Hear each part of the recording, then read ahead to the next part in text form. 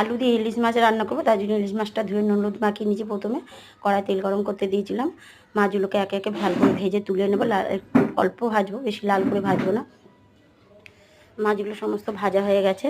এবার ওই তেলের মধ্যে দিয়ে দেবো একটু জিরা ফোড়ন আর কেটে রাখা কয়েক টুকরো আলু। নুন দিয়ে আলুটাকে ভালো করে লাল লাল করে ভেজে নেব। আলুটা ভালো করে ভাজা হয়ে গেলে এর মধ্যে দিয়ে দেবো একটু আদা বাটা, একটু লঙ্কা বাটা, ধনে গুঁড়ো, জিরা গুঁড়ো দিয়ে একটু মশলাটা কষিয়ে নেব। তারপরে দিয়ে দেবো একটুখানি সর্ষে পোস্ত বাটা, ওটা দিয়েও আবারও একটু আলুর সঙ্গে মশলাটাকে কষিয়ে নেব। কষানো হয়ে গেলে পরিমাণ মতো জল দিয়ে ঢেকে দেবো। ঢাকনা দিয়ে দিলাম। এবার ঢাকনাটা খুলে দেখি আলুটা বেশ ভালো করে সিদ্ধ হয়ে গেছে।